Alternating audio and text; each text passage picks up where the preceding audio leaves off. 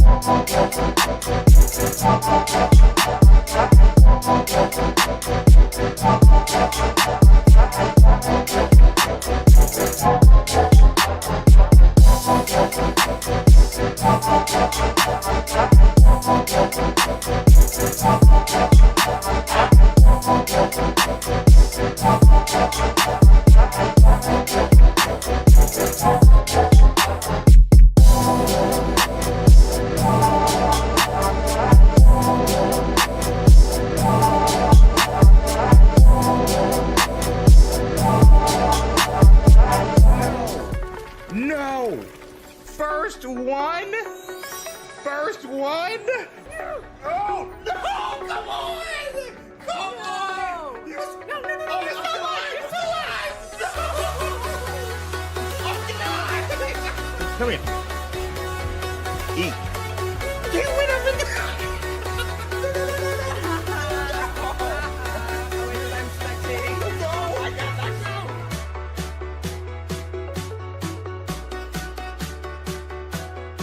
Eric coming in like every night.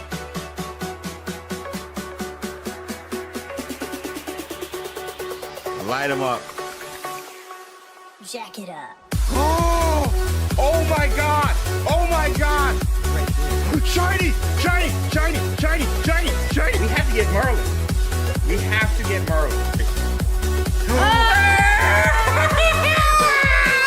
What is it? What is it? What is it? Water orb! I have this! Gabby, go. Whoa! Oh my God!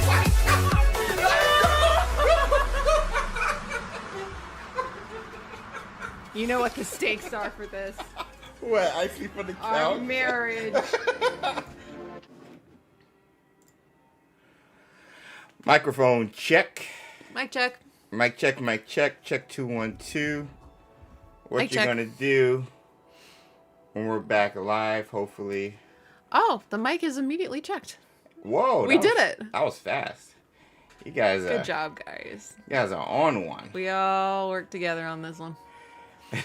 While our cat is desperately trying to get into the Oh, room. she's scratchy? Yeah. Aw. Sorry, Sammy. Oh my gosh. All right, we got mic checks from Radio, Arwen, Pelez, Amelia, Danielle, Edie Vidi, Yuri with all the checks, David, Steffi with Trisha. with the sass, Martin, he's the man, Micah, then of course Cindy holding it down with Ghost Steps over on Twitch alongside Hillary, and we got a new follow, Hillary with the sub. Nice. We got a new follow. Who was it? We were talking about it earlier. We were talking about the book earlier. Sound alerts. Where are you? There you are. Dragon Librarian.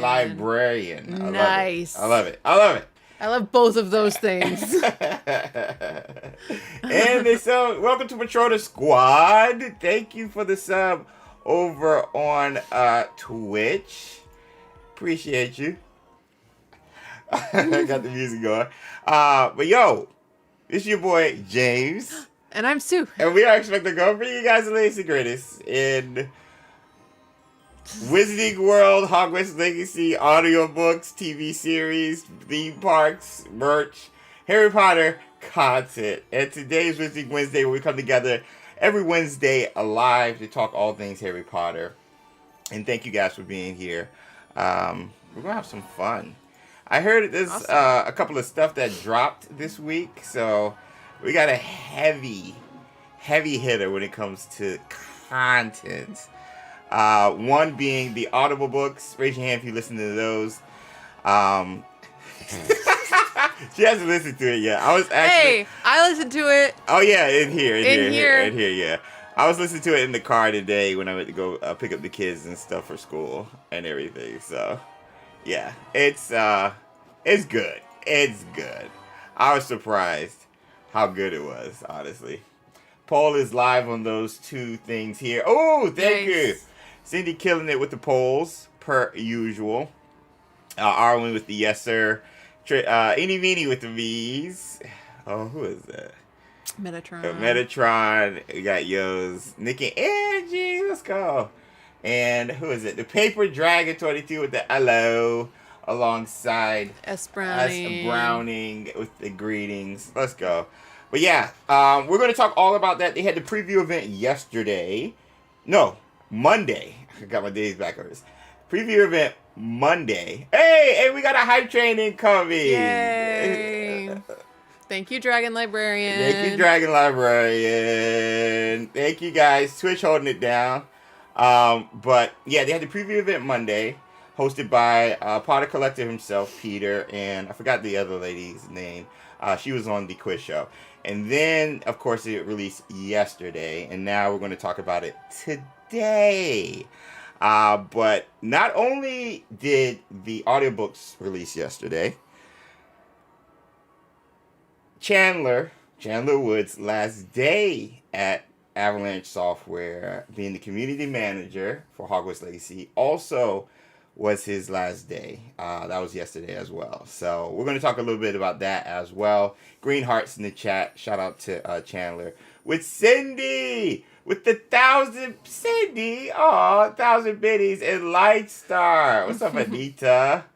Oh, Twitch holding it down. I like it. So we're going to talk about those two things. If we have time, we even hear you guys' thoughts on the baking show, which had the first episode of season 2 Sunday, I believe. So a lot of you guys were excited about that in the Discord, and so if we're able to get to that, I want to hear you guys' thoughts and kind of just, hey James, Sue, you need to watch it because this happened, blah blah blah blah blah. So we'll post some reviews and stuff. You need to watch it because that's how it happened this time. What, last year or a year before last, when the first season came out? They're like, James, Sue, you need to watch it. The themes are awesome. It has some like Hogwarts Legacy Easter eggs with the music and stuff in the first season and everything. So like everybody was like hyped about that. Nice. So yeah. But we got the green hearts in there for Chandler. Yeah, we had to hound you. Exactly, so man. Exactly. Accurate. Cindy. Yeah, very accurate. That did happen. Trying to do adulting things. They used the music again. What? Bro.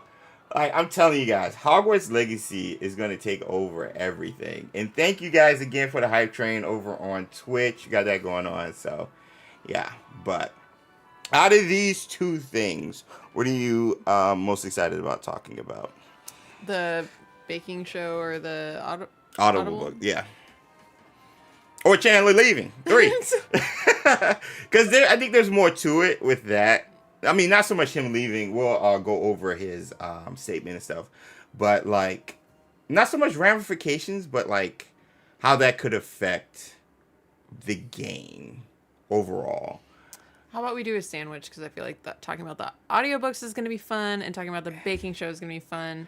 We're going to have to get serious when we talk about Chandler leaving. So maybe we do happy and happy on either side of it. Yeah, I see. I like where your mind is at. That's why you're the boss. Right? That's why you're the brains. I'm the muscle of this outfit, as everybody knows. That's why you're the brains of this outfit. No. I got the audiobook, but haven't listened yet, says Lightstar. No spoilers. We're just going to be sharing, like, no spoilers. You see what I did there? We will not say a word about what happened. You see what I did there? Yeah. Nothing, no deaths or anything. Like keeping it, very. Oh, really Baker! Hey, Baker! Baker! Oh my gosh! Raptor just finished the audiobook a second ago. What? That is impressive. That's like 8 hours. I think the audiobook is 8 hours, I believe, total.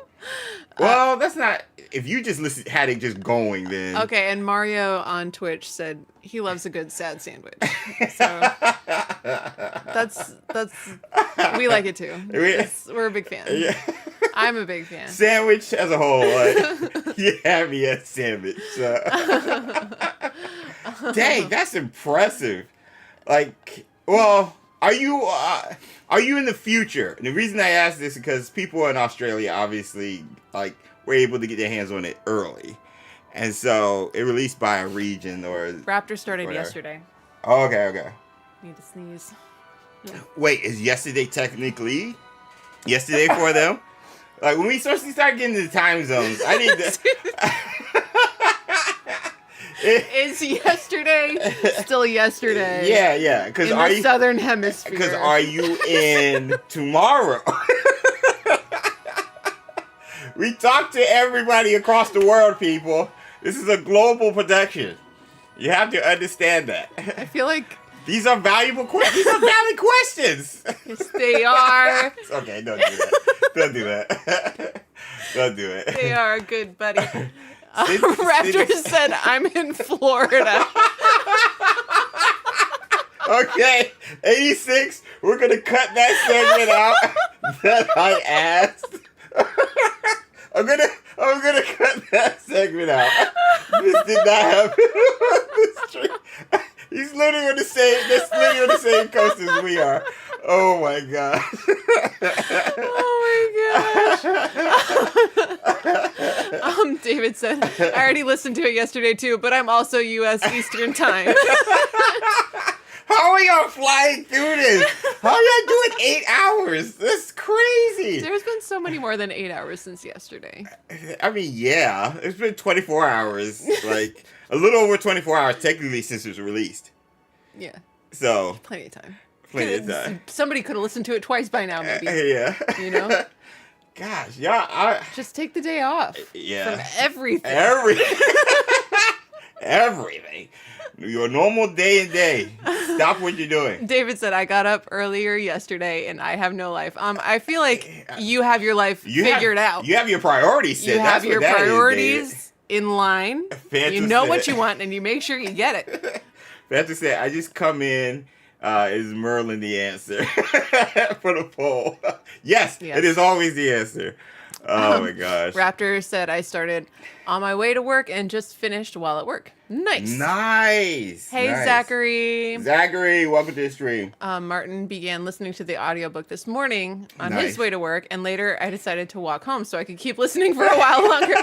Nice. Sometimes when I'm listening to something really good on my commute back home, I'll take the long way. I'll drive around the neighborhood until I get to a good stopping point. Long way, and our neighborhood is not that big, Duh. so it's kind of weird. I'll sit in the garage. I'll pull the car up and sit in the garage. I'll sit in the driveway, but sometimes the kids get really excited and they come out and they're like say hi and stuff, and I don't want to, get anything about that. Just pretend not to see them like roll the window up. I don't do that. Just looking. But that's why I don't wait in the driveway. Right. Because they see you. They'll know. You feel like a horrible parent. I started it yesterday. I think it's magical. Yeah. Involuntary PTO this week due to the shutdown. Oh, Micah. Maybe I'll do that in my time off. Yeah, Micah. Lumos to you, bro. Yeah. We've been talking about that. Our area is like very military. Very federal. Very federal. Yeah. A lot of federal jobs around here with the shipyards and everything around here. And so we know, got family members and friends all around here dealing with that. So lumos to all you guys dealing with that. Love you guys. We'll get there. We'll get through it together. Yeah. Shutdown impacting so many. Yeah, Logan. Yep. I'm on chapter 6, says Cameron. I'm on chapter 4. Yeah, I'm on chapter 4, right when Hagrid burst through. The voices are so good. Okay, we're gonna talk about it. We're gonna talk about it. Yeah. Is that a spoiler? Yeah. I won't say who the characters are or what they're doing. But This is a that will family-friendly remain channel. unspoiled. Oh, Cindy's messing with Mario. Oh yeah. But yeah, we're gonna talk about it. So again, Audible books. Talk about Hogwarts Legacy and Chandler leaving. I got an exclusive with that, so check out that video. We'll break that down and talk about that. And then if we have time, Wizards of Baking and whatever other stuff you guys want to talk about within the wizarding world. It's been a busy week so far. Halloween just like ended last Friday, and I played this awesome mod, this Halloween mod that they put in. Like, it is amazing. Dark Stub, you fought at the end. There's like this crazy thing that's happening underneath, and like it's What? It's so good. It's so good. What? It's How so did good. I miss that? When did you do that? I literally played it Thursday night and posted it Friday before our big game and stuff. You know what it is?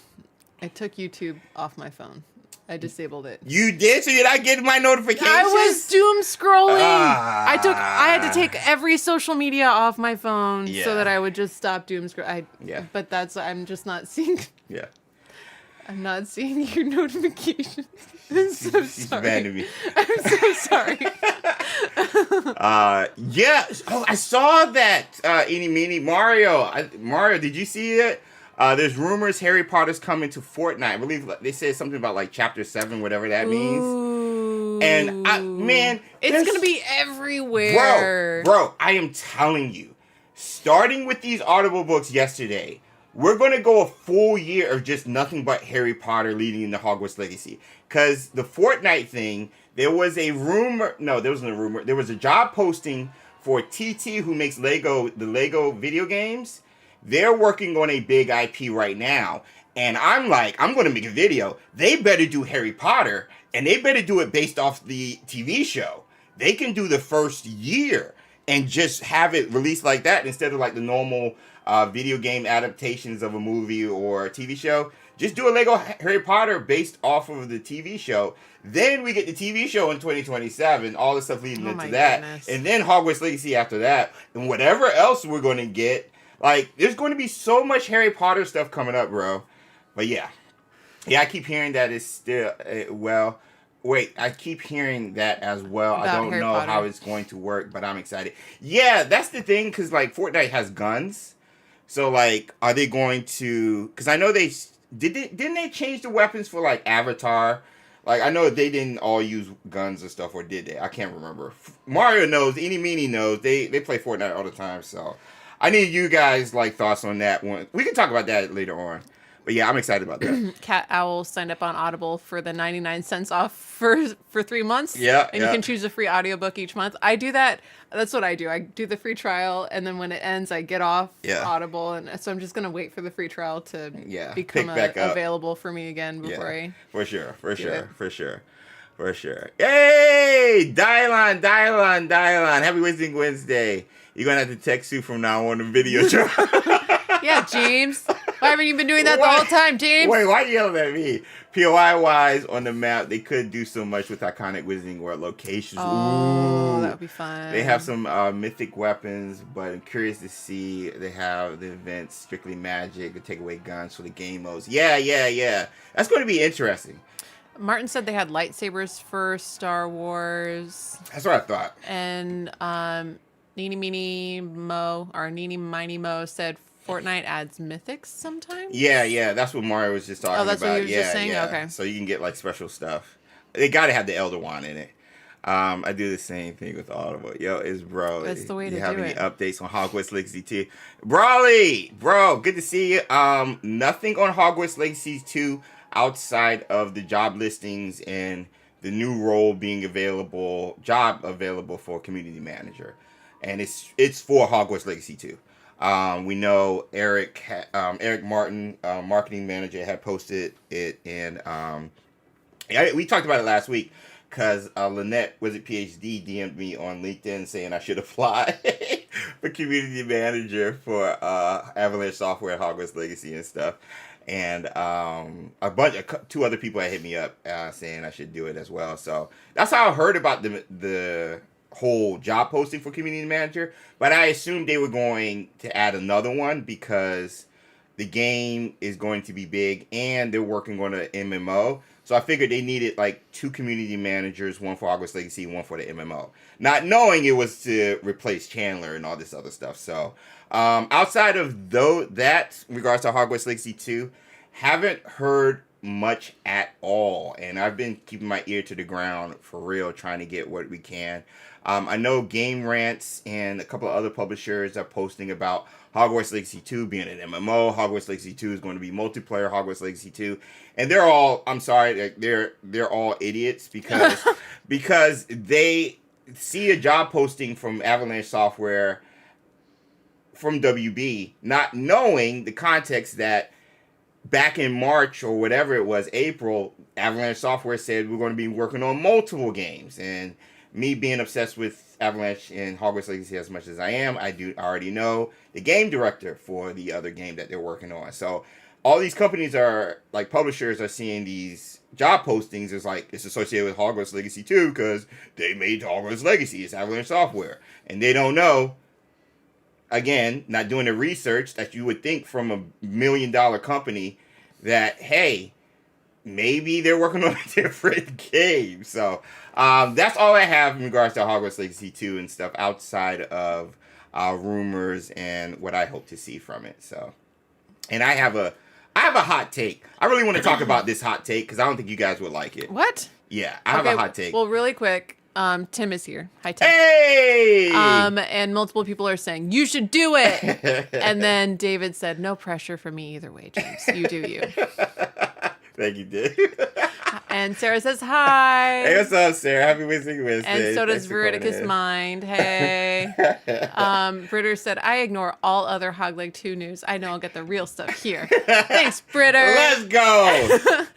Ghost Step on Twitch said, I almost got into Fortnite when they showed the Power Rangers. I know. The Zords and stuff, too. I know.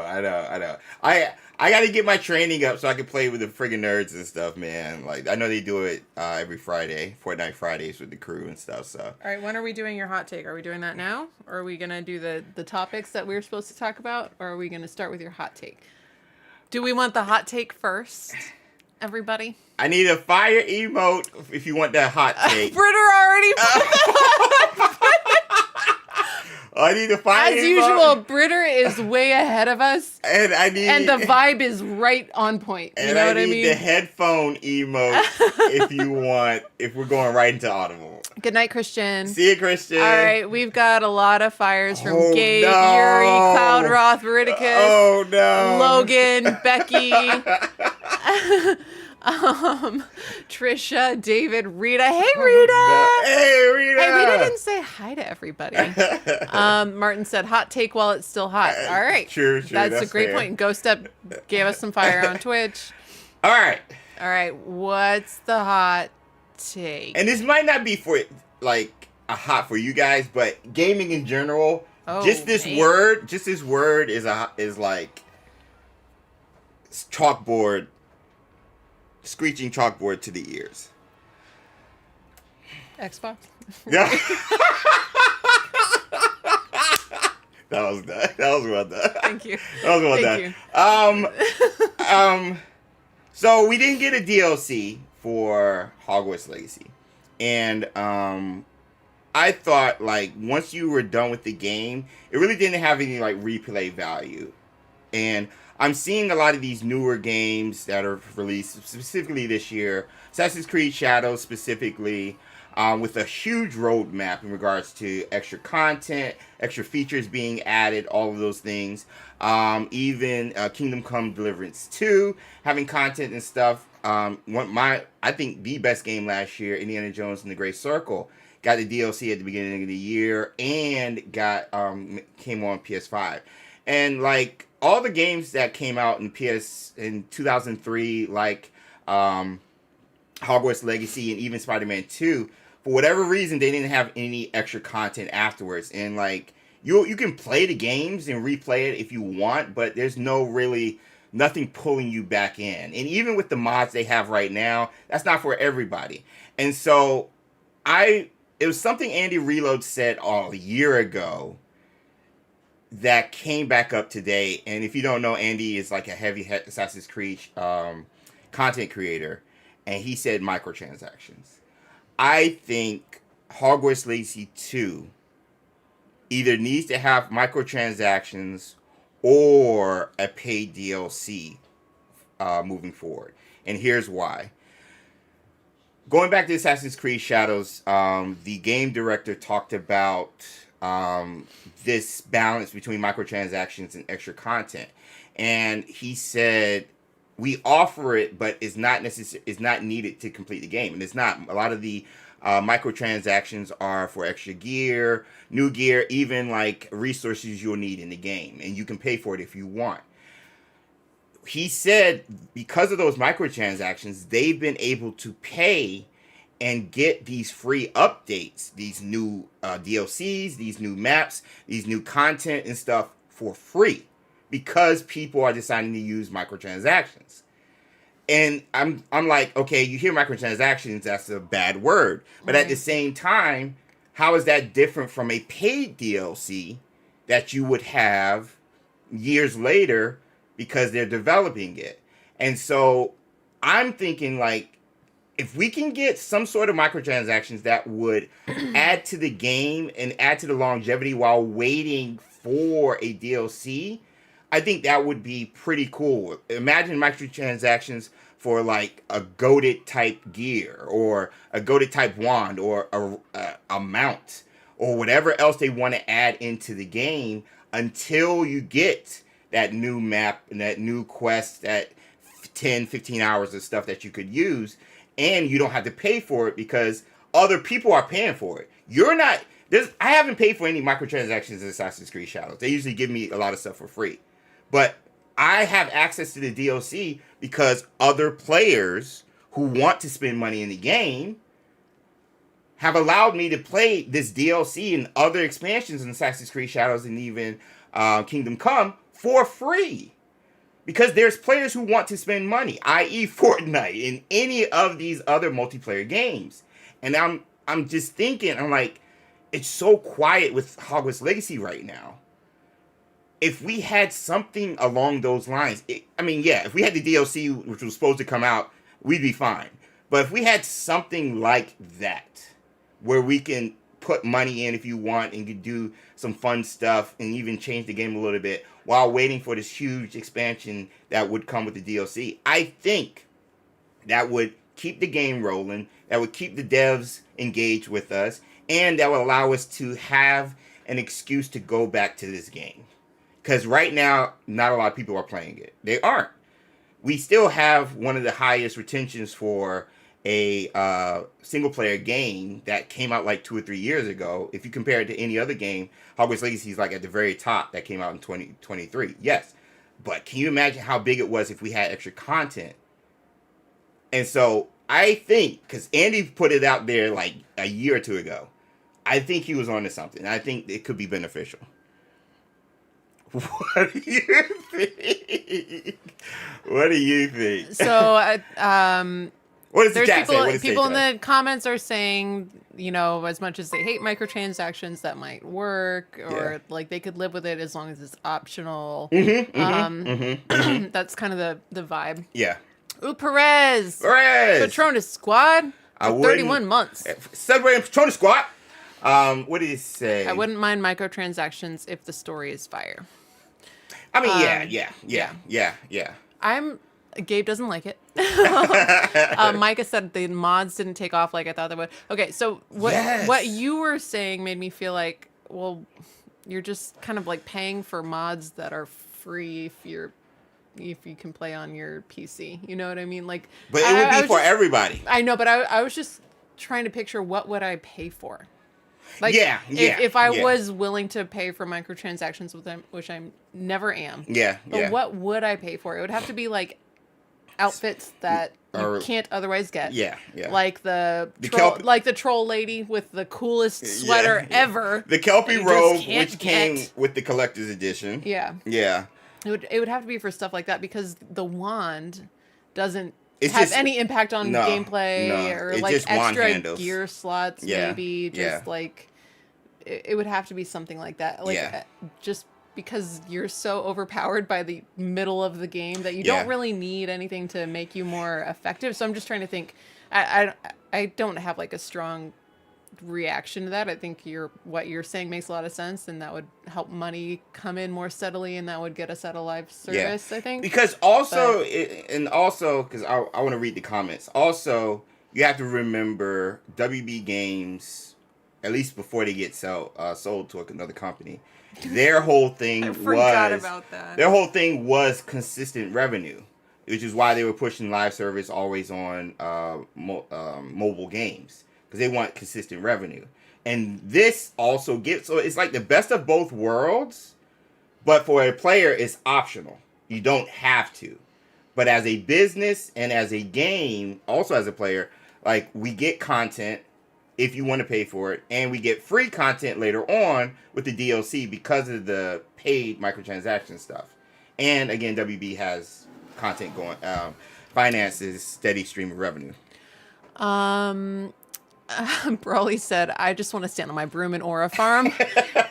Valid. Yes. Gabe said, it could work, but I don't trust WB. Also valid. Especially after Shadow of War. Yeah, Shadow of War. That's fair. Cameron said, to be honest, I'll just give my money to Harry Potter. I don't care what it is. And that's the thing. Like, Harry Potter fans spend money, bro. Yeah. Like, they spend money. So I think it's something to think about. Cloud Rouse said, paying money for cosmetics was always weird to me. Yeah.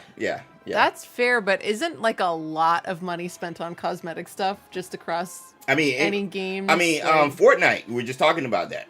If you want like a Darth Vader skin or like, any other of those big characters, you have to pay for it. Mm-hmm. Obviously, you can aggro like currency within the game and stuff, but if you don't play that much and you only able to play like every Friday with friggin' nerds or whatever, sometimes you're like, hey, I'm putting in a lot of time at work, which allows me a perk. Extra revenue.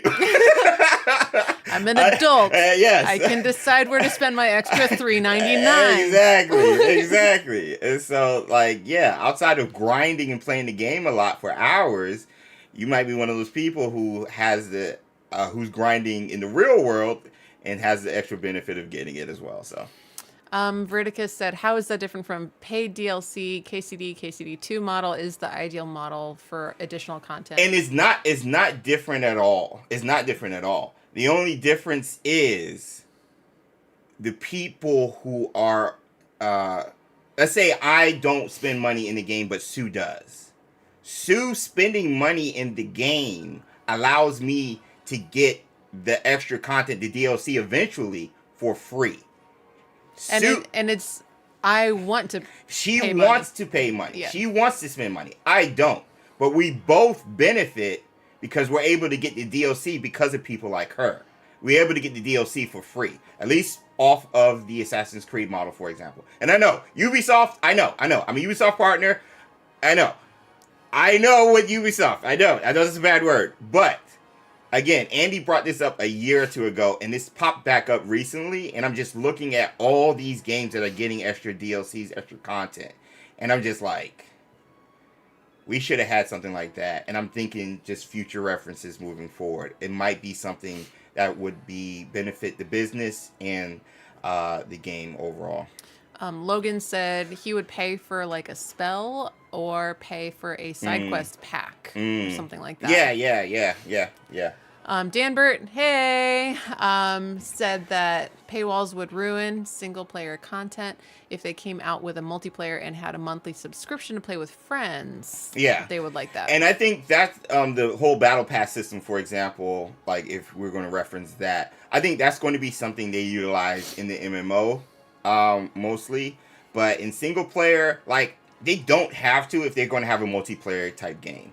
I'm just saying, with a game it's going to sell, it might be something to consider. I'm not necessarily saying it's the right way. I'm saying it could benefit a lot more people than others might think, based off of the word microtransactions or paywall. Hey Moon Lily. Chris said, let me hit an emote for 6'7" on a broom. 6-7. Jay Figueroa said no, cosmetics are the best microtransactions because it's not pay to win. Yeah, that's another thing too. That's what I like about that idea. That's a good point. That's a good point. It's like a fun thing to make the game more enjoyable for me, but Right. I'm not winning because I paid money. Yeah. Exactly. That's a good Raptor point. said I'd rather have DLC. Cameron said flexing disposable income. You're going to get a DLC because of the microtransactions. I'm not saying minus DLC. The DLC is going to come either way. I would hope it's coming for Hogwarts Legacy 2 either way. My thing is whether it's going to be free because of the people who want to spend money courtesy of microtransactions, or we just do the paid DLC. And I'm saying everybody's happy if we do the people who want to spend money and the people who don't get a free DLC because of the people who want to spend money. Yeah. That's what I'm saying.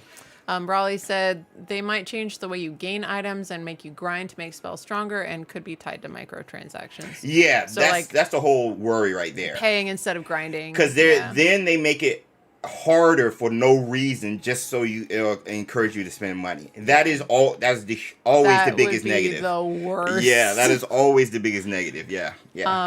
Perez said it just matters how in-depth the microtransactions get. Locking basic spells or basic robes behind a paywall isn't the way to go. Right. But if it's something very exclusive or nice, I can see it. Agreed. Yeah.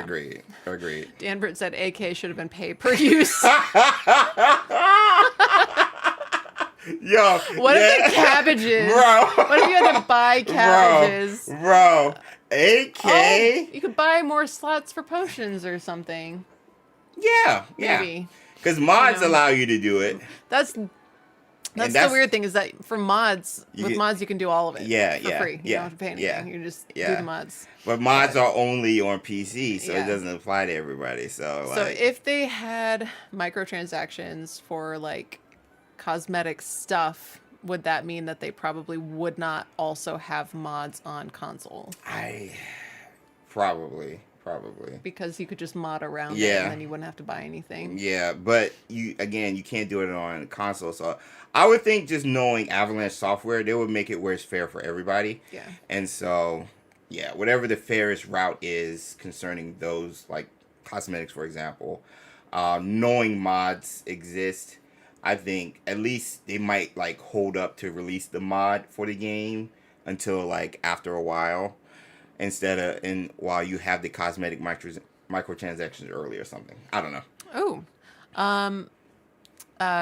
Two things. Minimo said I want Harry Potter skins in Fortnite so bad. Mm-hmm. That would be fun. Mm-hmm. Lay said, have you got any new info on Harry Potter Magic Awakened? I missed that game. Bro, shout out to Parrish and Mech. They've been holding it down. We host a community event every Saturday, and they're up to date on everything concerning Magic Awakened. Now, if you didn't download the the other version of the game outside the US, if you are like US or outside the regions that were shut down, then you can't play the game at all. So therein lies the dilemma. I'm able to play it still because I did download it, and I actually checked into the game sometime this week because I kept getting emails saying, come back to the game. I was like, oh shoot, I forgot. We missed Football season. There's a lot of comments on YouTube. So people are like, so we're way far behind. Yeah, so that's all I'm saying. Over YouTube, folks are poking the bear and saying that microtransactions should unlock all the Merlin. Yeah, you would pay for that. I would, bro. To not have to do the Merlin trials. Bro, I would pay not to have to do the Merlin trials. I like having mindless tasks. I enjoyed it just to clear the map. Don't call them Merlin trials. Call them mindless tasks. Call them something else. Don't call. How are you going to like just put my boy in this box like this? Hey, I'm going to leave some puzzles, And what? We build up ancient like gear slots? Like nothing even. We don't even get more powerful ancient magic. We would be collecting clothes from all over the countryside. But we're not even getting. He planned for that. But we're not even getting more powerful with our ancient magic, which Merlin has known ties to. Like, it was a layup right there. If it would have increased our ancient magic, bro, I'm down. But just freaking gear slots, bro? No, man. I'm not playing that. Yo, y'all gonna get me upset off of Merlin Charles already, bro. Perez said, you said the words, so you set James off. Martin, thank you so much for the Membies. Hey! Hit this one right here. Gifted one. Hit the eye right here. That one? Yeah. There we go. Hey, Martin, the 10 gifted Membies. Thank you, Martin. Dan Orbrita said Merlin chores. Cindy on Twitch said mallow flower puzzles. I was like, it's not even, it's gear slots, bro. Like, what? What? He knew. No. He knew we would need those extra slots. He knew, because he also has a crystal ball. He knew we would go against Ranrock or Meet the Keepers or whoever we want to fight against in Hogwarts Legacy 2.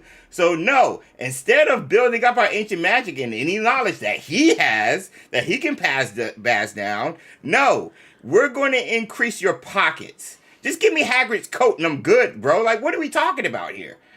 Anyway. Do you have any other thoughts on that? No.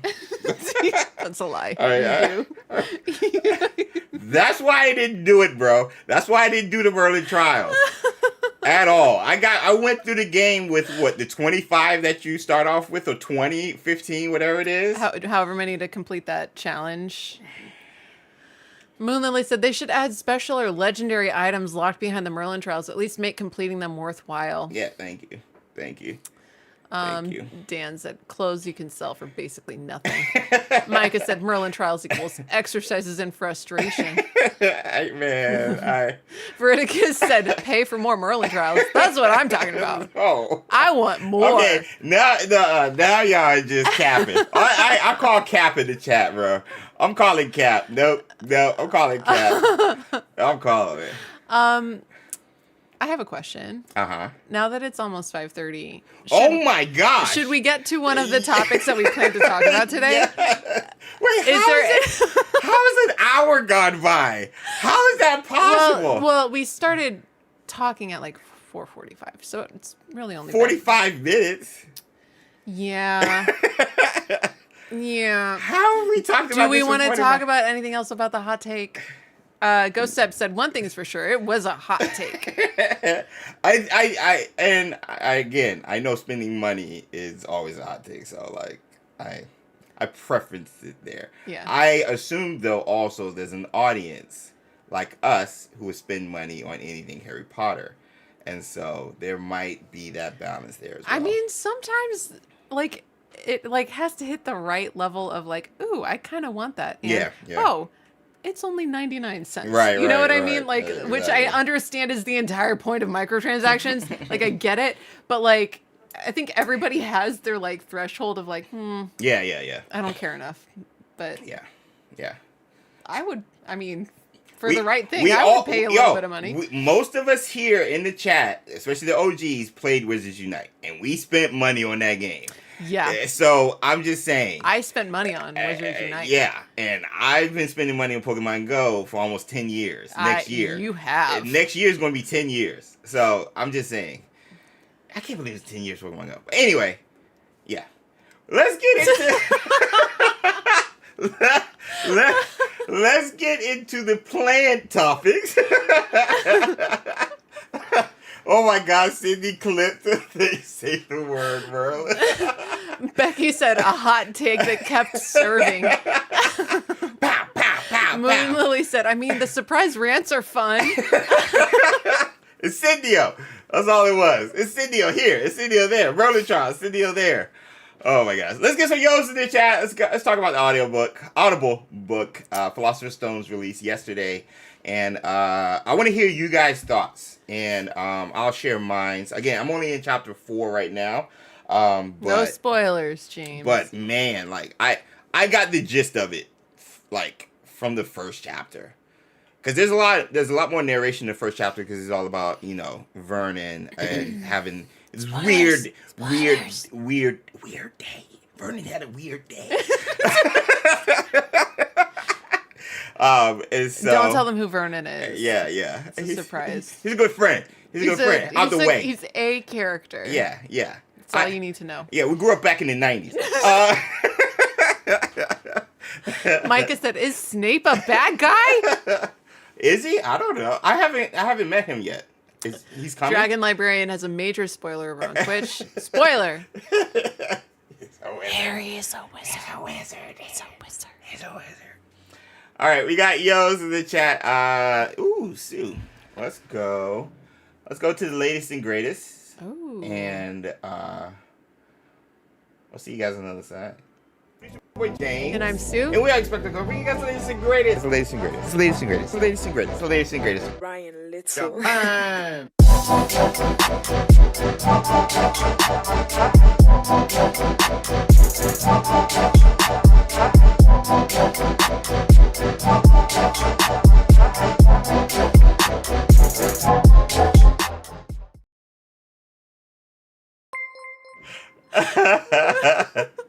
We're laughing at Cindy's comment. Cindy on Twitch says, spoilers, who hasn't read this already or watched one of the movies?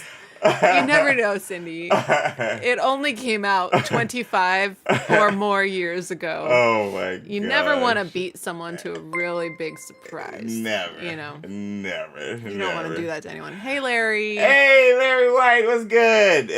Hope your day is amazing. Yo, I hope yours is too. Happy Wisdom Wednesday. That being said, the Audiobooks. Harry Potter full cast audiobooks exclusively on Audible released the first book, Harry Potter and Philosopher's Stone, yesterday. And even Monday they had the preview event, again hosted by Peter, aka Potter Collector. And it was pretty good. It was a lot of fun. You can, once you sign in, you can like put in your house and just chat with other people who are excited about it. People sharing their reactions because you had a read through of a certain chapter and everything. And so it was pretty good leading up to, again, the release yesterday. And we have a couple of people in chat right now who have finished it, which is just amazing. Amazing. So that being said, just you guys' overall thoughts, post in the chat, and I'll have Sue read it off. Me, just off the jump, it completely changes the way I like digest the story, if that makes sense. You know, like the way I interact with it, the way I see it now is like so different because they're giving me stuff that we never had when we listened to original audiobooks with our boy Fry and everybody. So like it's so immersive. It's so immersive. Like little things. One of the scenes, I believe, when Harry first got his letter, and he and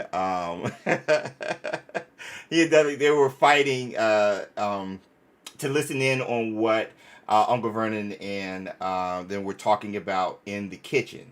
And you had just a little detail of a muffled sound of them talking about what they found, how they found the letter and what's happening there. And like hearing Harry struggle to try to listen underneath the door and stuff like that. Like the little details and the sound effects and stuff, even in the first chapter with Vernon walking about, you hearing the birds in the background and like, it's just so immersive. You have to listen to this with the headphones, by the way. Or in the car if you got like surround sound. Like, you have to, because it hits everything. It hits everything. And it makes you feel like you're there. Like, the scene where they all paused, Hagrid,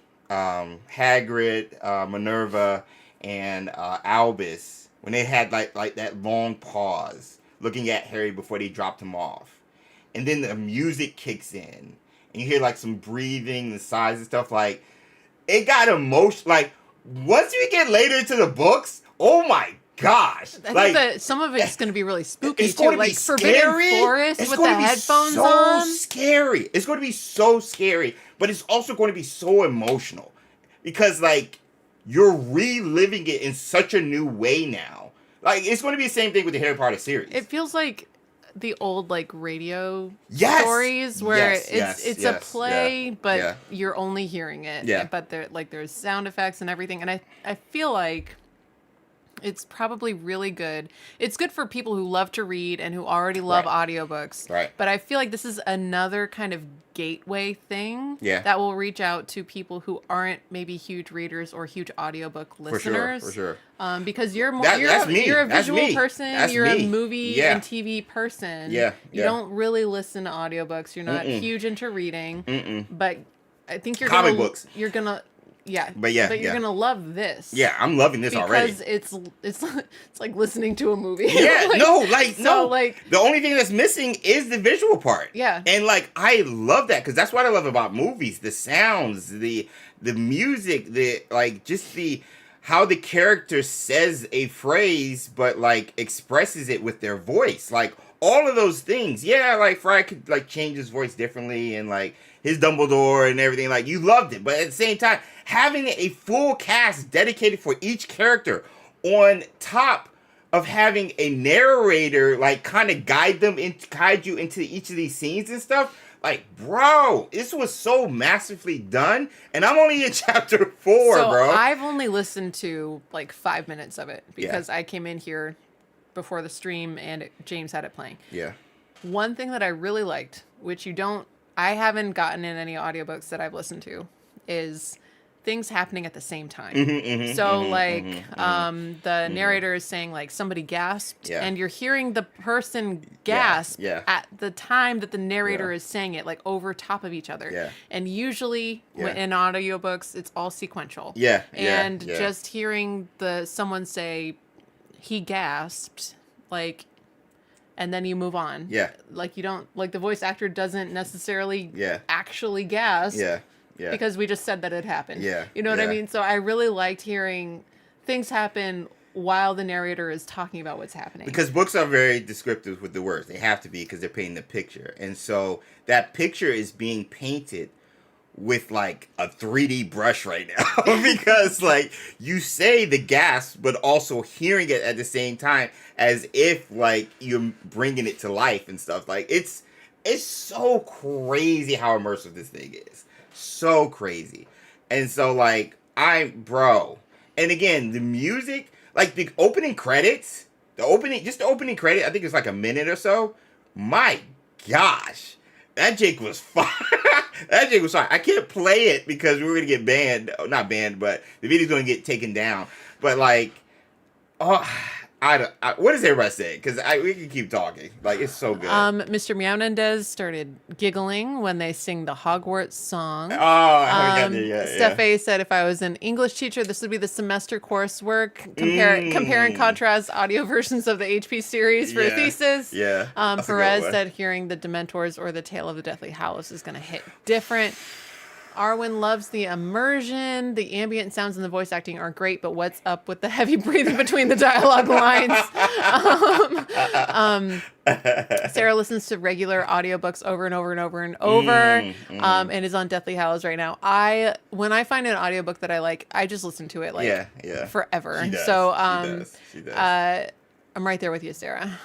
So these will be definitely a re-listen. Yeah. Mel said, Adriana representing Hufflepuffs. I need to hear this convo with Peter and Adriana. Oh, yeah, we're teasing everybody with the video right now. Again, we can't play it because we'll get the video taken down, but you got to check it out. It's an hour. It's on Audible, and it's just a VOD of the live stream that they had Monday leading into the release on Tuesday. So Rita said, this must be what it was like before TV and the whole family would gather around the radio at night. Yeah. Like, so, like, I have a reference point for that with the radio and, like, the sound effects and everything like that. But to me, my first initial thought, because this is what this is my reference point from me growing up, was the old claymation holiday stuff. Because, like, Santa Claus is coming to town, for example. You had a narrator there, but you also had, like, the dialogue and the sound effects and the visual stuff. And so, like, that was, like, my initial thought there, because that's what I grew up with. I didn't grow up with the radio and everything. I heard about it, and I've heard snippets of it, you know, from, like Dick Tracy to The Shadow and back in the day and stuff like my dad would play. But the Shadow knows. But, like, for me, like, hearing a narrator and the scene is happening at the same time with the sound effects and the other characters and the surround sound and the background noises, I automatically went to Santa Claus Coming to Town, Rudolph the Red-Nosed Reindeer, and Frosty the Snowman. Like, that is my reference point for something like this, for sure. It's so good. It's so good, bro. It's so good. I think you're gonna listen to it on the commute every day, probably. You're in the car a lot. And I got like a 5, almost 6 hour trip tomorrow for our state game. So I'll be playing that on the bus with the kids and stuff. Like, it's gonna bro, it's gonna be so good. I'll be done. I'll probably be done with it. You're gonna be done by the end of the week. Yeah, by the end of the week. Yeah. I'll be 90% done by tomorrow. Let me see. Sarah said, I may never listen to anything else ever once I get all the new audiobooks. Yuri said, I've heard several audiobooks as well as audio plays, and from what I've heard, these feel much more like the latter. Yeah. Yuri, that's great. It feels like an audio play. I've never heard an audio play. I didn't know that was really a thing. Neither did I. That sounds pretty great. That's awesome. People are talking about the immersion. Cindy said the part when Hagrid had to tell Harry his own story was touching and hard. I had tears feeling for Harry as he discovers all his family told him was a lie. Yeah. Like, hearing how mad Hagrid was, just storming into the little cabin and stuff on the rocks. Like, that whole thing. Hearing him cook the sausages and just like... The voice acting is so freaking good, bro. It's so good. Like, this is the definitive version of Harry Potter audiobooks. I'm sorry. This is going to be the definitive version. Definitely going to be better than Jim Dale's version. Wait, everybody says Stephen Fry is their favorite. Stephen Fry is way better. Yeah, everybody says Stephen Fry is their favorite. I don't know why I can't just easily get the Stephen Fry version. I need to know. Who's Stephen Fry and Jim Dale? Yeah. I need to know. Because everybody says Stephen Fry, but Stephen I rarely Fry hear... so much better. Yeah, but I rarely hear Dale. I think this version is the definitive version, but, like, we've had Fry for how long? Like, at least 10, 15 years. I don't know why there is even two. I don't know why they did both of them. Did Jim Dale go first and then Stephen Fry? Let me see. Ooh. Britter said Fry. Dale is annoying. Dale is so annoying. Why are his voices like that? Laura said why did Dale he do was that? awesome. Laura likes Dale. No. Dale likes Dale.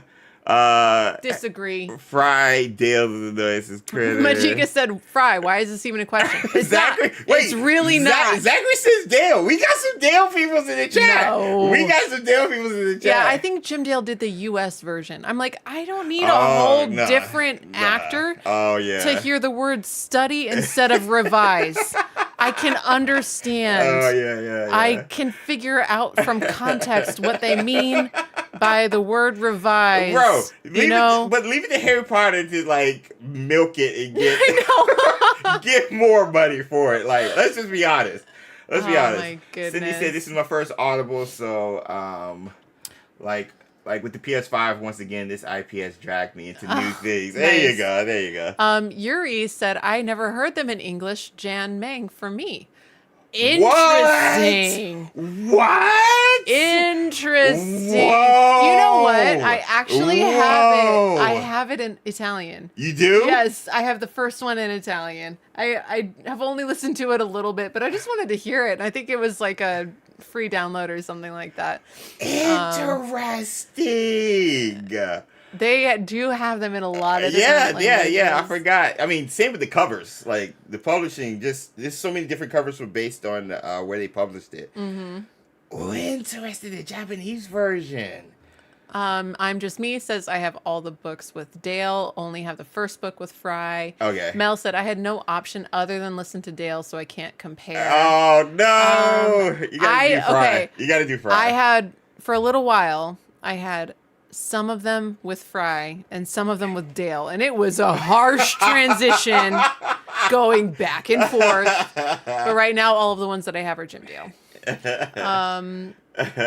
Perez said, sorry, did they release all of them yet? I thought they were releasing them in increments, or am I mistaken? I think they just did the first one, right? Yeah, They don't- if you're talking about the full For the- cast for the Audible new book, one, yeah, it's if you're just the talking about first this one. one, yeah, they're doing it month by month.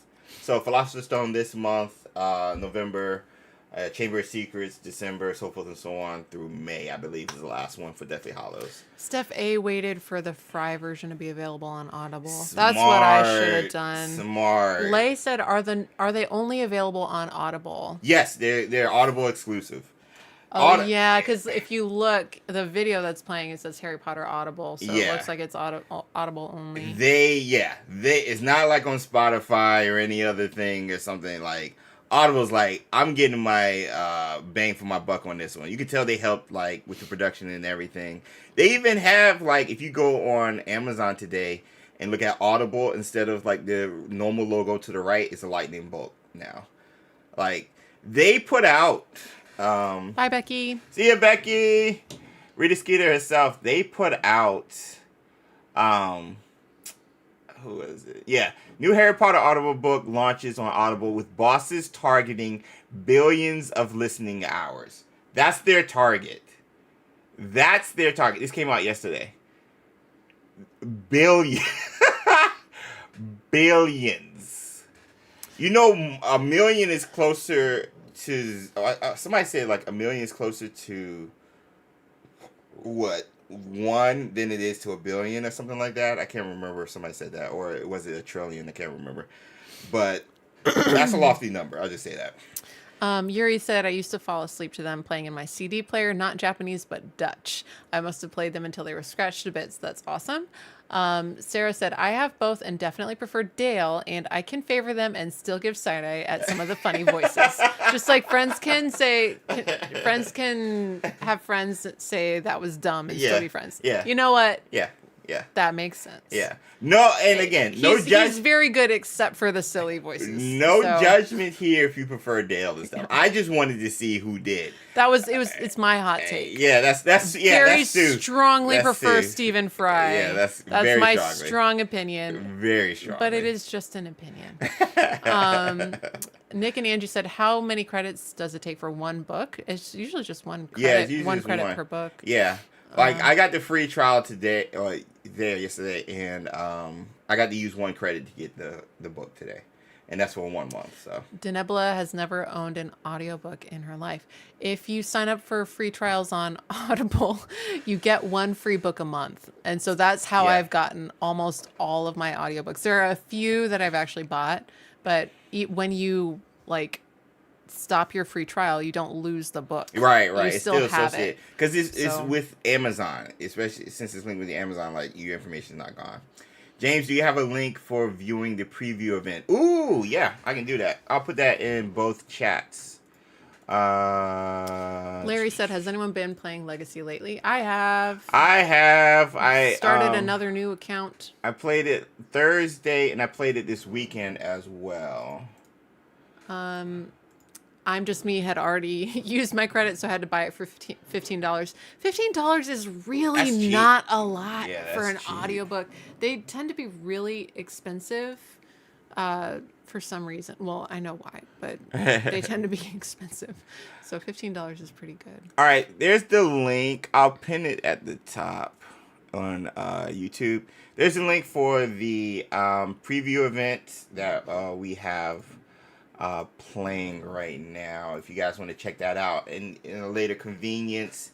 I know Cindy asked for it, but yeah, I used the link that they had a timer on from last Wednesday when we were talking about this preview event and stuff. So yeah, check it out. It's an hour. It's just them talking about it in the process. You get some behind the scenes stuff with the actors, and again, Peter and what's her name from the quiz show. She kills it. She even hosted the Back to Hogwarts event, I want to say 2024, maybe? 2023.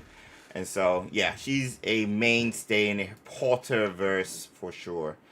So, I still play on occasion. My time playing games is less overall. Yeah, I just got back into playing because football season's like winding down for us. My team just finished our season like 2 weeks ago. And varsity, which I'm a coach on as well, We just made it to the semifinals of the state playoffs. So if we win this, we go to the state championship. So a lot on the line. So once that winds down, especially once the holidays come around, we're gaming, because I have 5 free games that I was sent from Xbox and Square Enix, and I have to play them based on them sending it to me, because that's how that goes. So yeah, I'll be playing for sure. Also, Steffe had a great point in the comments. She said, go look at your achievements on Audible. You can get credits with app activity. So if you listen a lot, you can maybe earn credits. So that feels like a pro tip from Steffe. Yeah, very pro tip. Leave it to Steffe. Yeah, that's a good one. That's a very good one. So, but yeah, check them out if you haven't already, or if you're like saving up your galleons and stuff. Yo, it's so good. Try to get a free trial if you can. I know money and stuff is tough around lately and everything, but it's just such a nice way, at least for a month. And like I told Sue, I was like, we'll be playing this while we're putting up the Christmas tree and getting ready for like all the holidays and stuff. Can I tell them about the movie I watched yesterday? Oh my god! All right. We just have to have like a segment for story time with either James or Sue. I have to have like a drop or something in the transition. So Sue has a story for you guys. Well, okay, it's really not even a story, but he brought it up because of the holidays. Holiday thing, yeah. So it's November, and for me, I don't care if it's too early. No, November 1st is when I start Christmas stuff. So the other day, I played some Mariah Carey Christmas music really loud to get everybody woken up. On a CD player. On a CD player. We found the CD. Whatever. Yeah. That's not the story. I was looking for a cheesy Christmas movie to watch yesterday, and I found one. It is called Hot Chocolate Holiday. And it's on Hulu. And I'll give you 3 guesses as to what the movie is about. Yes, you are right. It's unwatchable. I don't say this lightly, because I have been able to muscle through some pretty horrible, cheesy holiday movies. Yeah. I couldn't make it more than 15 minutes. And then when James got home, I made him sit down next to me and watch the first 15 minutes with me. It was so bad. Okay, like... It's on Netflix, right? No, it's on Hulu. Hulu. It's like if all of the actors had been raised alone and had never met another human person before, and this was their first time ever actually having a conversation. There were weirdly long pauses in between their lines. Like they were just like sitting there impatiently waiting for the other person's lines to finish. So like you could play. Now it's my turn. They were playing the line in their head, like the script in their head. There's no emotion at all. No emotion. Their voices were all just not right, and like they would forget about what their face was doing when the other person was talking, because they're like, it's not my turn right now. Right. I'm not acting right now. Right. It's their turn to act, and then soon in a second it'll be my turn to act. Or they were overacting. Between the lines. And the whole like conflict starts early, and it is centered, believe it or not, around hot chocolate and the recipe, and like the lady explaining to her mom how the recipe has to be done exactly per her grandmother's instructions. So and I'm like, it's weird to be explaining to your mom that the recipe has to be followed by her mom's recipe. Yeah. Like it's just like it's a weird premise. And then there's like conflict because the guy. I was about to say a handsome guy, but it's, the guy of the movie opens up a store right next door, and his hot chocolate recipe tastes exactly like her secret hot chocolate recipe. Keep in mind, her store is a cafe, his place is a dessert. It's a dessert. It's a totally different type of place, but they both have the same hot chocolate recipe. And she met him yesterday. He opens his store today. She tries his hot chocolate recipe and immediately jumps to, Mom, he stole our hot chocolate recipe. Keep in mind, it's not written anywhere. It's not anywhere. It's all up here. It's not written down. Okay, Trisha, it is called Hot Chocolate Holiday. It's on Hulu. If you can make it more than 15 minutes in, I want to know. 10 points to your house. 10 points to your house. if you did it, if you make it. It's so bad. It's so bad. Moon Lily said, Sue, that movie is the end product of a full edit. I wonder how hard it was to just not delete all the files in that editing room. Oh, that's a good point. That's a really great point. That's and you a know what very good else? point. The lighting was all bad. The Yeah. makeup was Yeah. shocking. Yeah. Like, I just, like, if you Yeah. like cheesy holiday movies, please go Add this to your. attempt that one. Hey, add this Anyway, to your thing. Yeah. that's all. He brought up putting up the Christmas tree. Yeah. It just, like, it's... Enjoy. Like, it's the kind of movie you have to tell somebody about while you're watching. Yeah. Because you can't believe that it exists. Yeah, like, you can't even. People wrote that script, and then other people were like, yeah, let's make that movie. And then other people were in it, and then people edited it together, and were like, I feel like I can put my name behind this. It couldn't have cost no more than $50,000. It couldn't. It was filmed on somebody's cell phone. It couldn't. And it was not an iPhone, It you know? couldn't. Like, it was just... It just couldn't. It was filmed on a Google Pixel Plus. Yeah. You know? Like, Yeah. But anyway, quickly, this is what you get when you film a movie with your iPhone. With your Gabe phone. said, Hallmark, move over. Yeah. I know Hallmark's go, been yeah. really quiet since this movie dropped. You know what I mean? So anyway, I'll stop. Anyways, speaking of, I was going to transition from. Dang it. Anyway. What did I do? I ruined it. No. Okay. It was off of the hot chocolate Okay. thing, whatever.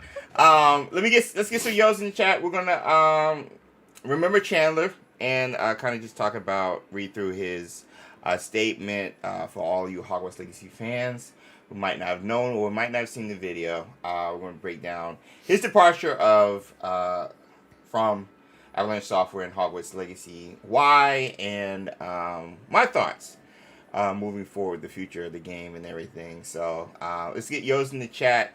And your favorite sponsor of Wizarding Wednesday since August, Game Sir. Let me get yo's and Clutches in the chat. Sounds like he died. He did not. Like it. He did not. But yeah, yo's and Clutches in the chat. We're gonna hear from our sponsor, Game Sir, sponsor of today's stream, and then we're gonna get into the news. This is the X5S controller and FX5 cooler from GameSir, the sponsor of today's video. The X5S controller is GameSir's long line of elite X5 mobile controllers, but now the X5S is a broader, stronger, and freer multi-platform controller with a sleek and lightweight design, perfect for gaming on the go. Compatible not just for mobile, tablets, and PC, but also the Switch and Switch 2, thanks to its tri-mode connectivity for wide device compatibility, all of which boasts GameSir's trademark and iconic features, like the trademark GameSir Hall Effect sticks for anti-drift and precise controls, Clutch, the trademark GameSir Hall Effect analog triggers for unparalleled smoothness and ultimate responsiveness, Clutch, dual HD rumble motors with 5 adjustable levels of vibration, Clutch, built-in 6-axis gyroscope for precise motion control, Clutch, and of course, swappable ABXY buttons for your preferred layouts on any device, Clutch. But don't forget the other optional feature for the X5S, and that is GameSir's FX5 thermoelectric cooler, offering exceptional cooling performances with 3 adjustable cooling modes: silent, extreme cold, and overclocking. Dynamic RGB lighting indicating current mode. And dual power options featuring wireless and wired for flexible use. The selling point for me has been the combination of pro features and pro cooling, all on my kid's Switch. Specifically, anti-drift Hall Effect sticks from the X5S and the extreme cooling of the FX5 have made their old Switch, what can I say, feel new, which is, Clutch. So if you're interested in the GameSir X5S controller and the GameSir FX5 cooler, check out our affiliate links in the description below. It's a great way to support the channel while also upgrading your mobile gaming experience. And thanks to GameSir for sponsoring today's video.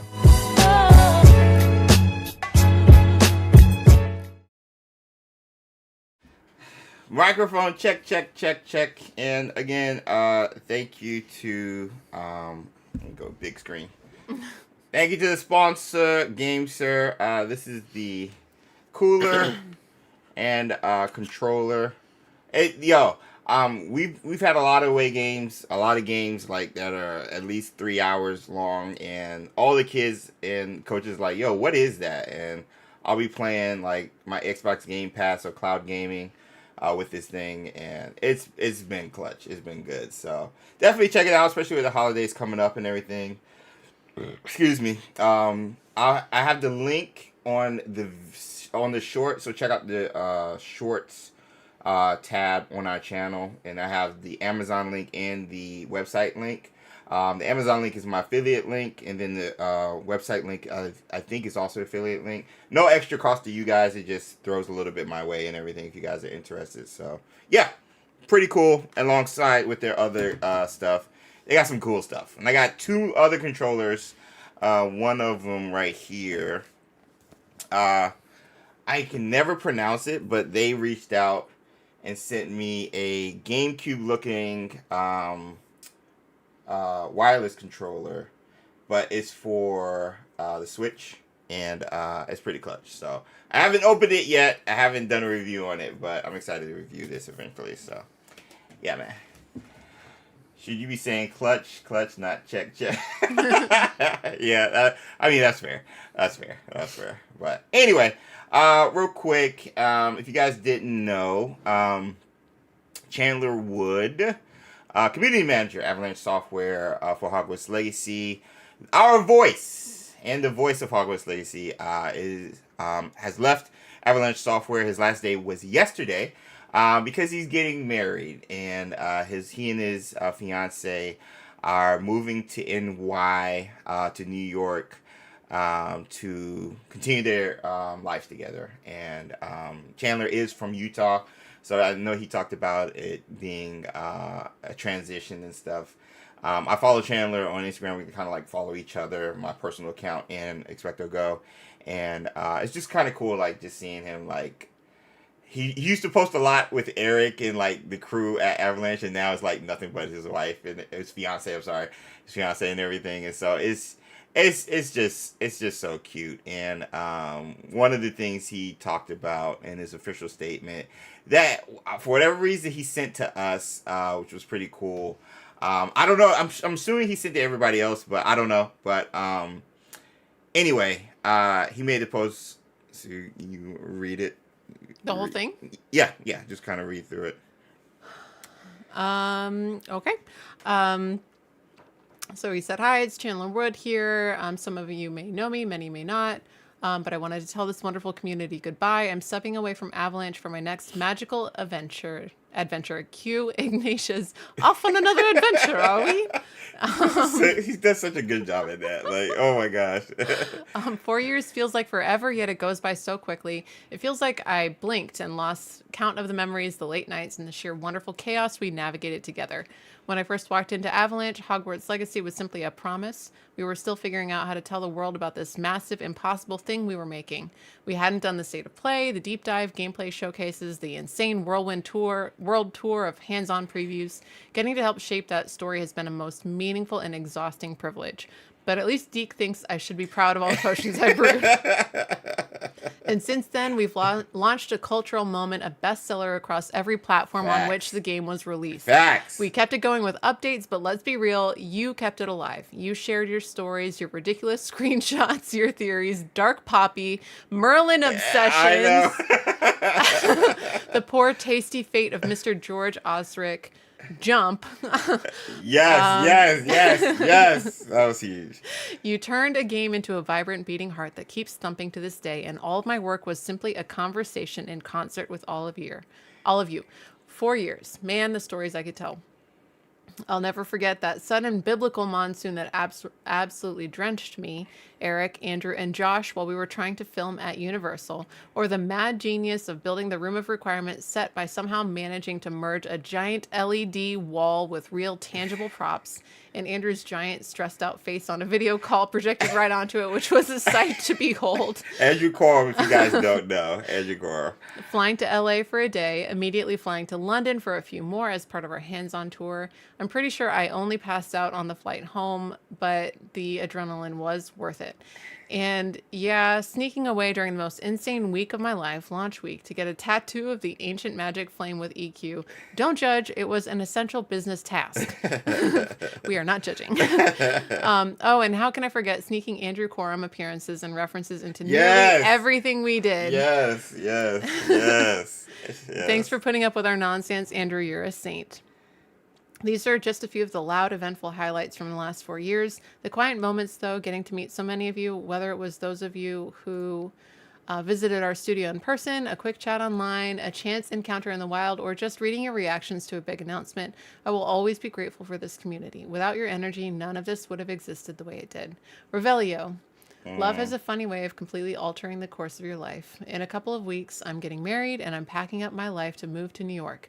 As a born and raised Utah kid, it's a big change for me. It's the start of the next wonderfully unexpected chapter in my life and something I wouldn't trade for the world. I've known this moment was coming for a year. That's crazy. But let's not pretend this was easy. That's crazy. Leaving your dream job is a gut punch. This studio, this job, this team, it has been simply magical.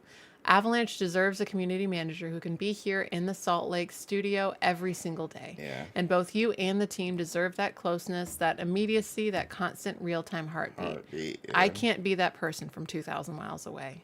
So to the players, the fans, the creators who made this community feel alive, thank you from the bottom of my heart. And to my team, my friends, and yes, the weird, brilliant, passionate family at Avalanche, you reminded me why I fell in love with games, with storytelling, and with the incredible, slightly crazy people who make both matter. My last day is November 4th, and I'll be cheering Avalanche on from the East Coast, this time as a fan. Aww. Yeah. That was his official statement. And again, I made a video kind of just sharing my thoughts on the statement overall. And it was cool. Thanks you guys for all the comments everyone who commented and shared like their thoughts on Chandler's departure and just overall memories. His fiance even jumped in the comments as well and said both of them were crying looking at the video. I wasn't trying to do that. I was just like, yes, you were. I was just like saying like goodbye, like that's the thumbnail or whatever. So, but overall, man, Chandler's going to be missed. I remember the first day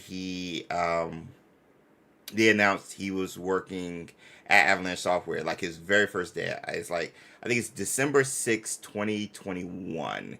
Because we all made a video, all of the Hogwarts Legacy, like, content creators made a video talking about that, because this was a huge hire. Because once you get a community manager, you have someone who's going to be communicating with the public about the game. So they really didn't have one for a while. They only had, like, stuff to put out there through the press, but now they have a voice. And so we knew once they got Chandler, and then like literally 2-3 months later in March of 2022, that's when we got the state of play, and that's when the ball started rolling, and they hadn't stopped since, especially after the release in 2023 of February. So we knew it was a big position and a big role. And Sue and I have worked with community managers before in the Portkey games with Lola and so many other guys at Wizards Unite. And it's so cool how they become part of it. Yeah, you know? Like it's just they're just your your person. They're no longer like WB or like it's just that's Lola. Like she's doing that's like Chandler. They work for the company, they have like a professional role, but it's also they're kind of like the voice of the gamers, you know what I mean? Like it's exactly. like they're like a liaison and like they like to talk to you and they're like hanging out like that's their job. It's a very special position. Yeah, and it's a tough one too because you're in the middle. You're the voice for not only the community but also the voice of the company or the game that you're putting out. And not everybody, you're the one that's going to catch the brunt of everything because they're all talking to you. And so, like, being the middle person, especially with something like this, like, I even put in the video, I was like, he didn't realize, like, he was a safe haven during that time where it was not okay to be happy about this game leading up to the title and its release. And, like, he was such a bright spot. He and the team and the marketing push with EQ and Andrew, like, they were such a bright spot because, like, outside of Wizarding Wednesdays and us trying to keep it, like, a nice little gated community and everything, sometimes, like, they kind of helped us with that, popping in and everything. And so, like, he wasn't just a voice of the game. He was just, like, a fellow fan who just worked on the game. And he was really plugged in Yeah. to what the community was like. Bro, the joke about jumping. Bro. Talking about bed sheets during my gameplay showcase, the first one, that was a Easter egg or a rip of what's his name? The funny Hogwarts Legacy dude who did like insane breakdowns of the trailers and stuff. And I forgot his name. Wife Wants a Wizard. That's who it is. And that reference was based off of Reddit posts from him. Like, little stuff he would put in. Like, Merlin Conspiracy Theorist, he called me, like, in front of millions of people. And I was just like, this dude has his ear to the ground. Like, he's locked in. He's checked, like, and I remember when I was up there, and he said, like, half of my time, not half, but a lot of my time, he would say, because I was at his desk, and he said, I would read Reddit posts, I would read Twitter posts, I would read Instagram posts, Facebook posts, and just seeing what the community is saying. Like, that was his job, to, like, be engaged and locked in on what the sentiments are surrounding the game and how that can either be represented or at least responded to based off of what he's allowed to say and stuff. So he was so good, bro. He's one of the best. He's one of the best. And so kind, bro. And so, like, the reason him leaving because of love and stuff, like, bro, like, come on. Like, he's so happy. He's so happy. He's so happy. And, like, all of us who has a significant other, all of us who have someone in our lives who, One like, day. hey! Who, like her, who kind of just make life worth living and you would drop anything, everything for. Like, bro, like, to have something like that in your life, like, bro, that's a W. And so, I get it, bro. I get it. And everybody who understands that, whether it's family or a significant other, we understand it. And we wish he could stay and have that, but, priorities change, bro. Love to do that. Dan said Brita quit her marketing job last week to do her own writing again. Just saying. Hey! And then Steffe said, so community petition James and Sue in Salt Lake City. Perfect community couple. And then she said, ooh, Dan and Brita in Salt Lake City. Yeah. When Lynette hit me up and some of the other people, I was like, we got to go to Salt Lake. Which I don't mind because I literally have a brother in Salt Lake City. You literally do. I literally do. Yeah. Like, he and his wife. Facts. Actually working on having a child soon and stuff. So, like, they will need a babysitter. And we love gaming. But no, it's just it's big shoes to fill. And like, my thing is moving forward, man, like, and again, I said it in the video, like, I hope he's able to, like, impart any wisdom he's had and experience he's had. Because he had a similar post on LinkedIn, but he broke down, like, I wasn't just a community manager. I was a marketing person. I was a mocap person, motion capture. Like, I dressed in the suits and stuff. Like, I had many hats. Yeah, my title was community manager, but I did a lot more stuff and above and beyond. And that's a post you would put on LinkedIn, because if anybody's looking to hire somebody like Chandler, and he says he has news on his next adventure, so I'm assuming he's already, like, like locked in on a new job and everything, because his wife, I think he met his wife at a gaming event as well, so I think she might be into it as well. I could be misquoting, but anyway, the similar kind of statement that we just read on LinkedIn kind of just went more into his job and what he experienced, and a lot more name calling in regards to mentioning the people who he worked at Avalanche Software, and like you just see Avalanche Software or WB Games as a publisher and stuff when it comes to a video game like this. But like when you beat the game, you see all those credits and all those studios. Like there's a lot of people who just put like this is all they worked on for 4 years. You know, even longer. Some of them, maybe 2 years.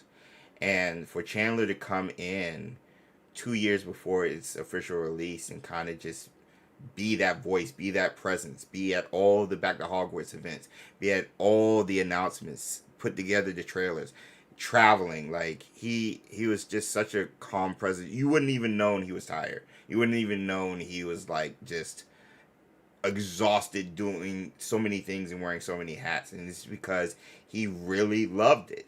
And that's what was so cool about not just him, but everybody at Avalanche Software. These cats are Potterheads. All of them. All of them have a little banner with their house and their name and everything outside their cubicle. All of them. Like it's, and there's so much pride in that. And all of them say being able to make a Wizarding World game, an original one that's not based off of the books, their own story, their own new characters. Like, man, it's the people. It's the people that gets lost in it. And Chandler reminded me of that. And going there reminded me of that. But Chandler reminded me it's the people that make these games special. You know, whether you like a game or not, it's the people that put in all their work and their passion into it. And Chandler brought that with every post and stuff. And we're going to miss that dude, bro. Yeah. We're going to miss him. I would be surprised if he disappears completely. You know what I mean? Like, no, like, I'm sure he's going to be doing other things, but, like, just strictly from a... I mean, he's not the community manager anymore. Yeah, It won't be his job to be around, I'm just saying. Yeah. Oh, yeah. Like, he'll be around. He'll be around for sure. Like, he still has his Twitter and Facebook and Instagram stuff and everything. But I'm going to miss his post about the game and hints about future stuff that's coming. He was so sad. Bro. I loved it. Bro, so sad. I was like, yep, you're a Slytherin. It. You're a Slytherin. Loved it. You're a Slytherin. I was like, yep, this checks. A delight. This checks. I loved, like, feeling like he was messing with us, and he knew exactly how to mess with us because he was so plugged in. With, like, the mood and what everybody wanted to know about. And he knew we would break down everything he would say after a while. Yep. I feel like that's a really hard target to hit. That's a balancing act. You have to know who you're working with. Yeah. Like, but while also not breaking NDA.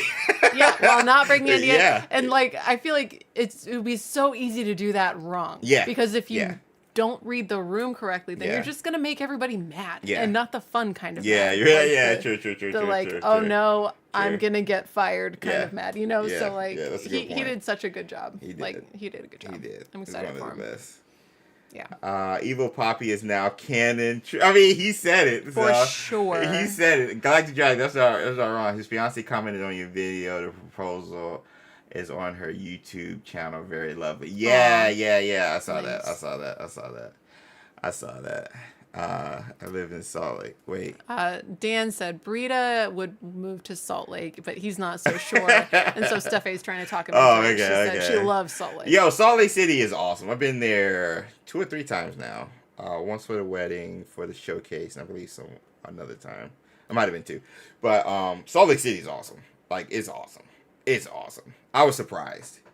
It's nice. Like, it's nice. I haven't experienced, like, the snow, though. I've been up there during the summer. And I heard, like, when it snows, it snows. So, I haven't seen the winters yet. But whenever I go up there during the summer, it's nice. There's a lot to do, too. Totally 100% checked out Chandler being a true Slytherin. Yeah. So, that being said, thank you, Chandler, if you're watching this on Replay Squad. I said in the video, he still has his mod. mod access. So whenever he comes in with his account, because there was, if you guys remember, Steffe and Cindy and all the other moderators, you guys remember there was people who would put Chandler Wood in their name and they weren't Chandler Wood.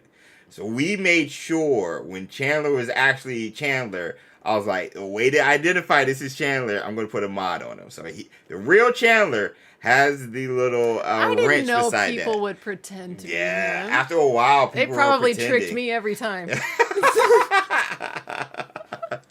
I'm just here floating along, being internet illiterate. Yeah, Like, oh, it's Chandler. I was like, no, that's what his name says, so it must be the real You thing. see, like Chandler Wood 01, and there's that. I was like, oh, somebody took Chandler's name. Is that your favorite number?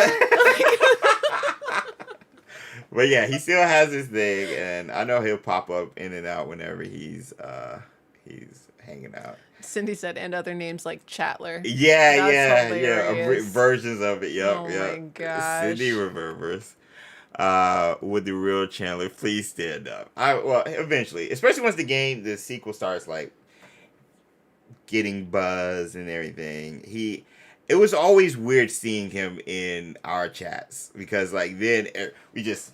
It's like, We love the stop game. complaining about the Merlin trials. Merlin trials are awesome and stuff like. So like it was always, and then like it's like your mom walking in the Yeah. room. It's like, and like he would joke he didn't, but he had access to the official Hogwarts Legacy YouTube channel as well. So Hogwarts Legacy would also like come in and comment like a couple of times after like Chandler would and stuff like that. So it was always just like he would pop in like Lynette's and Retros and Ben's and Andy's like streams and stuff. And so like it was always just a moment where you just like they're here. But whenever every time I've like interacted with cats from Avalanche Software, whether it's at the showcase or even the preview event in LA, and even now I'm still friends with them on Instagram and LinkedIn. They always say, "Hey, we watch Wizarding Wednesdays or we watch the videos," so they're all plugged in as well. They read the Reddit stuff. They mention Joe Max Support Crows memes and stuff like. They reference a lot of stuff because they're fans of us because they're talking about stuff that they're working on and they want to see the people's reactions to that, and like that totally makes sense. So they might not be interacting in chat. They're watching though. They're watching. And so like any thoughts, that's why I always try to encourage dialogue with you guys when talking, whether it's in the comment section of a VOD or live stream, because this information is just something they can use to help inform themselves on how to make the best game possible for the community. And so always feel free. Hopefully you feel that way, that you're able to communicate and share your thoughts freely without judgment here, because we're all fans. We're all Potterheads, and above all else, we're all just people. So, yeah. Rita has a really solid one. What? She said, "Did you watch XpectoGO? Chandler would."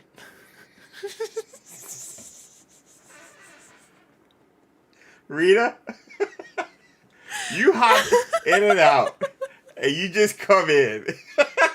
You just come in and out. Yes, Todd was another mainstay. Shout out to Todd. Todd was he's a member of Patronus Squad actually as well. Shout out to Todd. He and we were the only ones standing on in regards to the non-evil Poppy. So there were some comments on YouTube about whether Chandler knows some things about Hoglug 2. Wink, wink. But I agree with the other comments. There's no way that he is out of an NDA. There's no way he's going to be able to talk about anything that he knows. Yeah, there was a lot of people I talked to now that I would try to interview, and they're like, "Yo, I'm still under NDA. Like, I can't say anything." And they were contract, so they were only there for like a year, and then they were like guns for hire or something like that. But they can't say anything about the game. And so Chandler was there for a while and saw all the stuff. And so yeah. But I left an open invitation for an interview, just like talking about his process and stuff. Eventually, once things settle down. So. Rita said she just likes to keep us on our toes. And Mel said, talking about when we find out they're in our chat or something, she said it's like when the principal sits in the classroom. Yeah, when the principal just randomly walks in and the whole class and the teacher are like... let's go to page. Okay. Everybody's on their best behavior. Run away. Facts. Anyway, let's get to the chocolate frogs. We'll wrap up. I think it's almost 6:30. It is 6:21. Yeah, so we'll start wrapping up and everything for chocolate frogs. So get your chocolate frog guesses and chocolate frog emotes ready. Wait, we haven't talked. Wasn't there one more thing we were going to talk about? Oh, the wizard. We were going to do the sad show. sandwich. Yeah, the baking show. No, don't worry about that. We're excited. Yes, we are. We're excited. We're excited to see the twins back at it and the new foods. I think they're doing like 8 episodes or something like that. But yeah. Nice. We'll get there. Yeah. But anyway, let's get to the chocolate frogs. Again, get your guesses ready and the emotes ready in the chat. Ready? 1, 2, 1, 2, 1, 2, 3, 2, 1, 3, 2, 1. All right, here we go.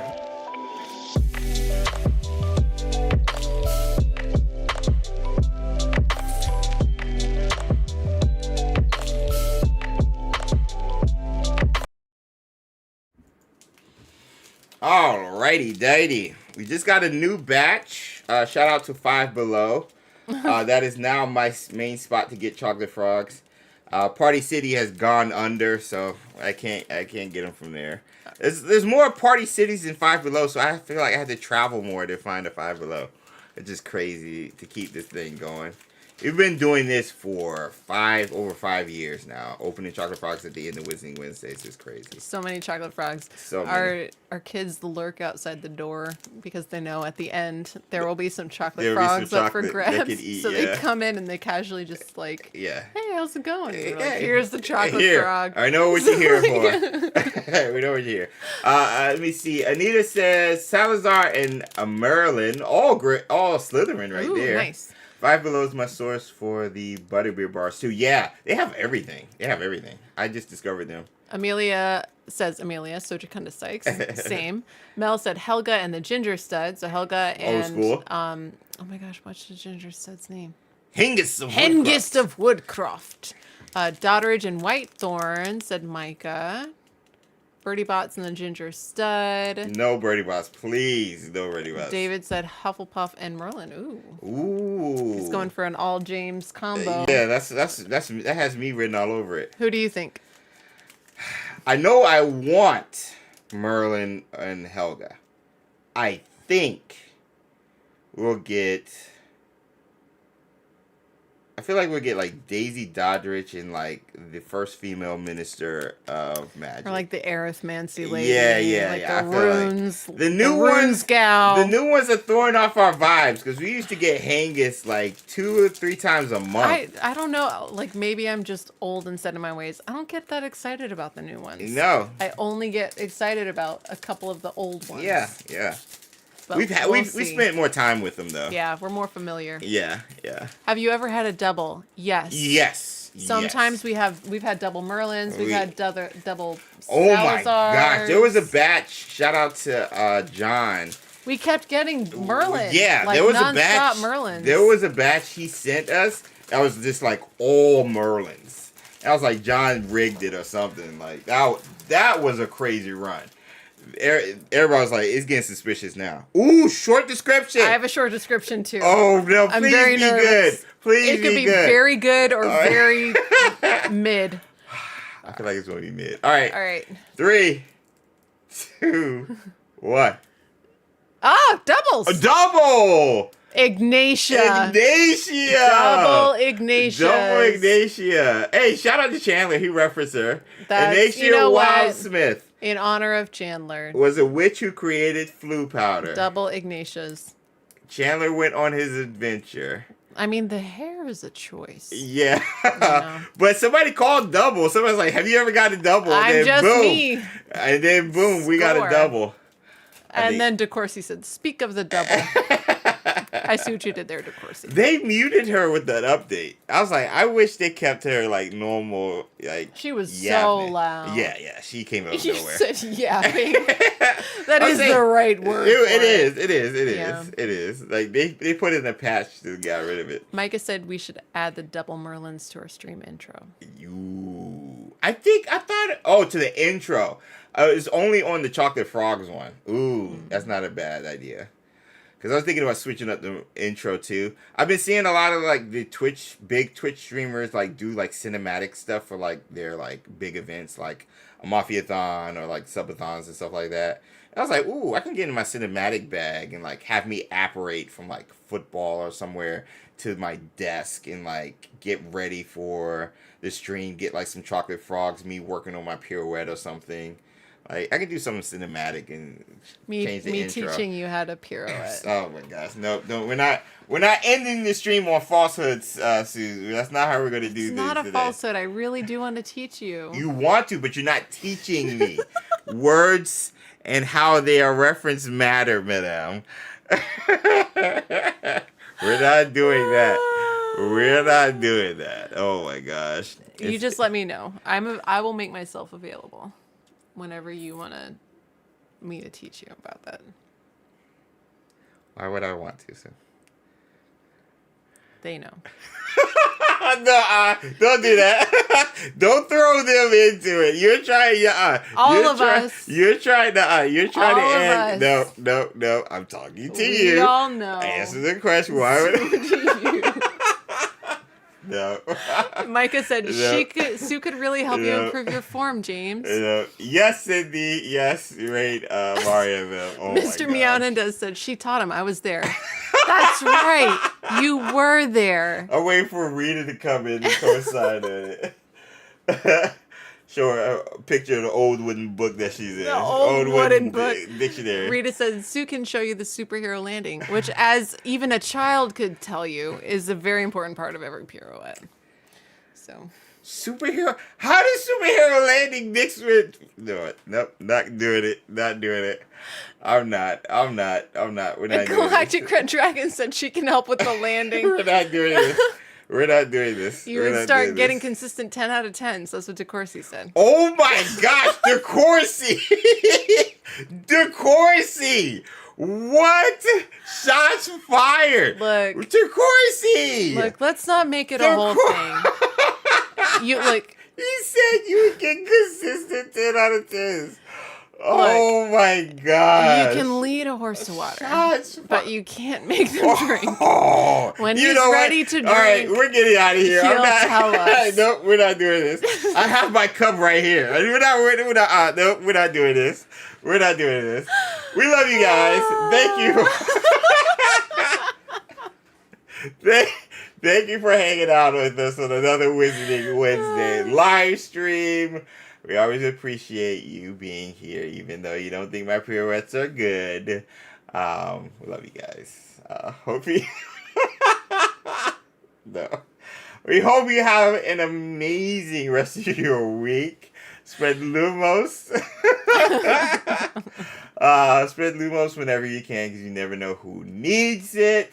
We'll see you guys in the next video. Peace.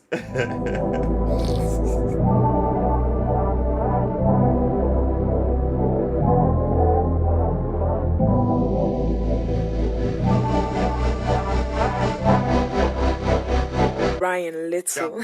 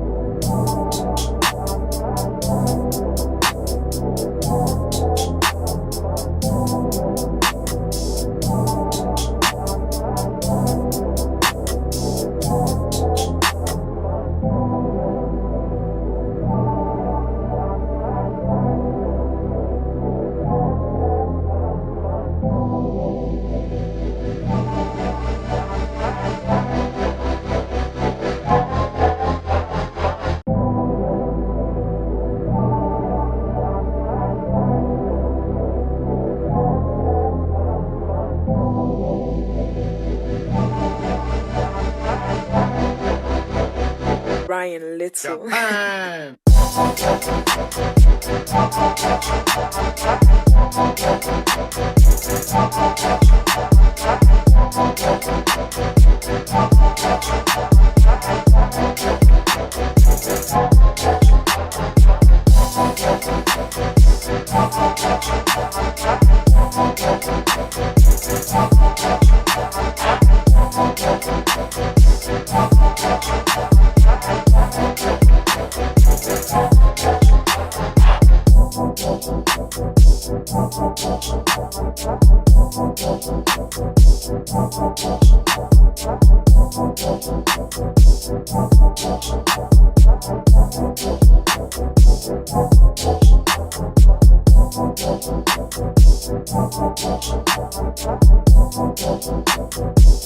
Thank you.